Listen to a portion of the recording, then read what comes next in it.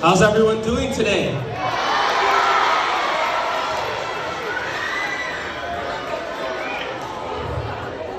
Thank you first and foremost for that really strong response. It really means a lot to me, and I feel like I'm home here.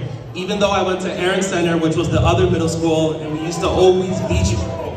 You're booing Aaron Center. Wow.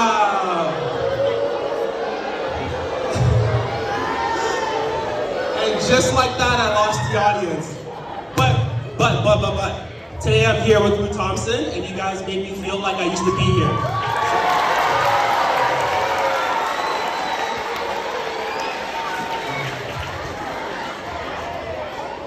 Yeah, so even though as I look at all of you today, I'm reminded of who I was in 2010. Just like all of you, was a middle school student, standing around, not yet an adult, but not a kid. And everyone who's here today, all the adults surrounding you, we all know that experience, and we all know that very well. It's a weird time. You're not children, you're not adults, so you get the best of both worlds, and obviously that comes with the negatives. Give a round of applause for Therese as well. She did a fantastic job with the introduction.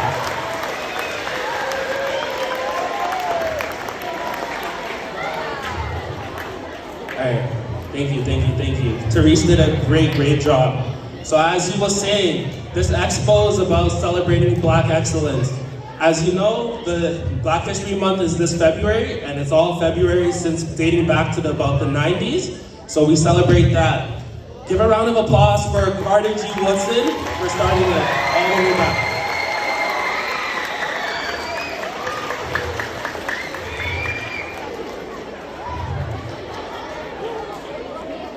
So when we look around the room, all we see is Black excellence. We see a firefighter. We see Scar Pop PFC.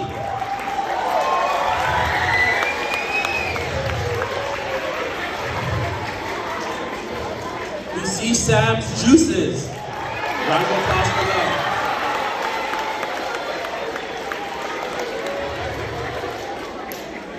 And the one that I know for a fact all of you are gonna love, the gaming station.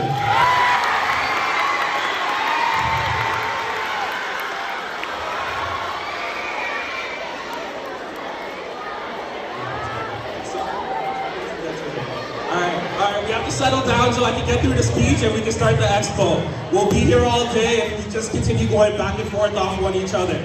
So. You see all the stuff we see here? We know that the media images that we see on TV don't always reflect that.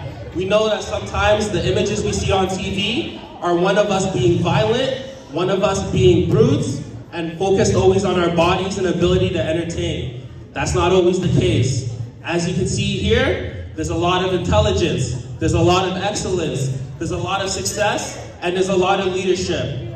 Round of applause for them.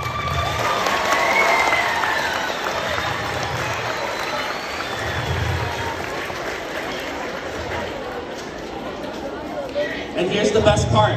They all didn't just take the pathway that you've all been shown of going straight to university and working. A lot of these people, some of them stopped school in high school. Some of them stopped in college. Some of them graduated university. Some have PhDs. Regardless, they all succeeded, and they're all examples of Black excellence.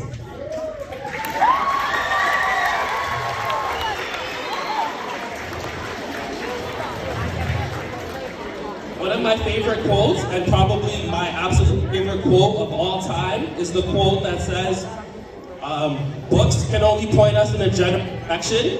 Can everyone hear me? Okay, good. I'm just making sure I'm losing it. Books can only point in a general direction. The rest is up to us. Tonight, all of us here at this expo, all the adults in the room, we're trying to point you in a direction. However, the rest of it is up to you. You have to walk the path that you want to walk. I don't know, you guys are undecided. Do you want to cheer or not? Let me know.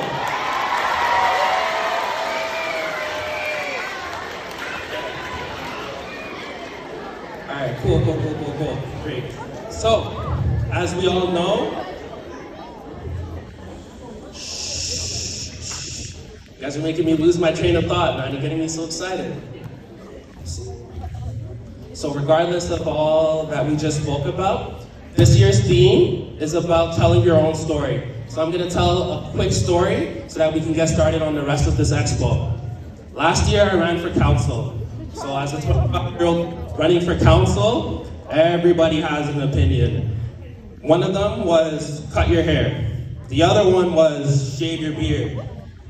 Oh, boo, right? Why would I cut my hair? Why would I shave my beard? Boo, yeah, exactly. Boo to people who told me to cut my hair.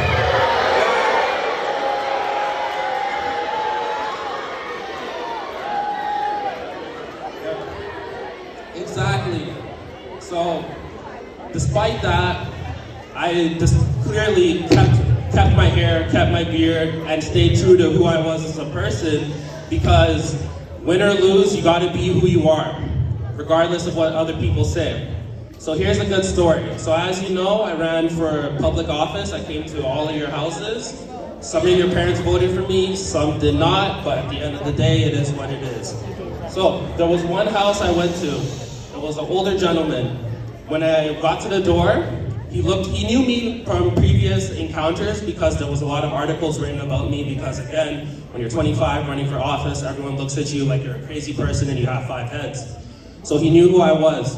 I got to the door and he looks at me immediately like I'm stupid or I don't know what's going on. Essentially, all the stuff society tells him about Black youth, that's what he expected from me.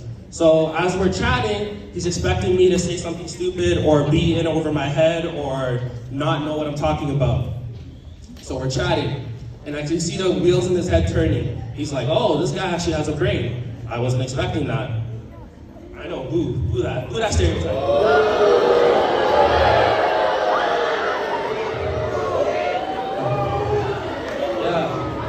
When people expect the bottom of you or the less of you, even though you established yourself as someone outstanding, like all the people, all the adults we see in this room.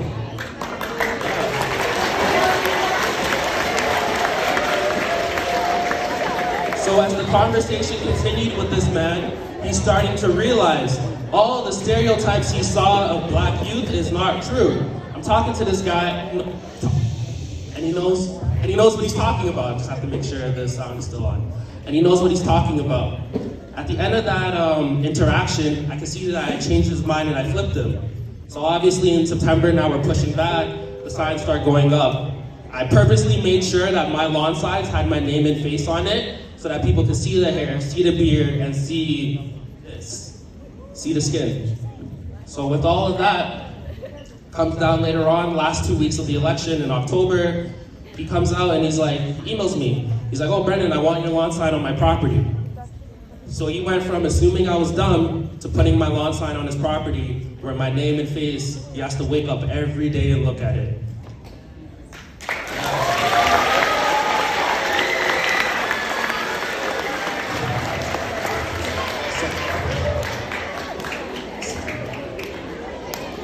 So I say this to say to all of you that what you experience and what people think of you and what people put on you is not what it is. What matters is what's in your head, what's in your heart, and what you do for other people around you. Exactly, yeah, exactly. So remember that the main thing to take away from this is that you tell your own story. I told my own story, Tariq tells his own story, Principal Seeley tells her own story. Yeah, round of applause for Principal Seeley.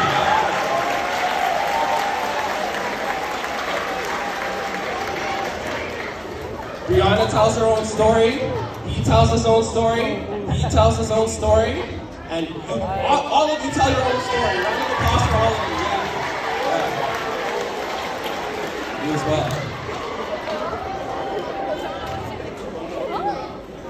So despite all of that, there was something that was said to me recently by someone really important to me.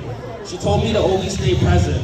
Even though all the adults here are celebrating our past and showing you our past, and all of you were looking forward to your future, the important thing is the present. Because it's during the present when you write your own story. So remember that, Thank you so much for the warm applause.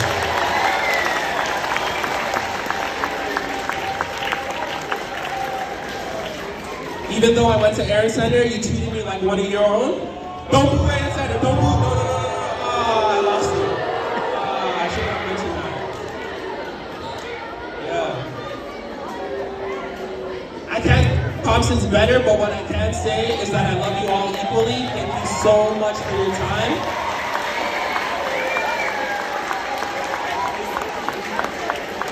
When you all come down for this expo later throughout the day, I'll be here the whole time, and we can come and chat. Thank you. Yeah, of course.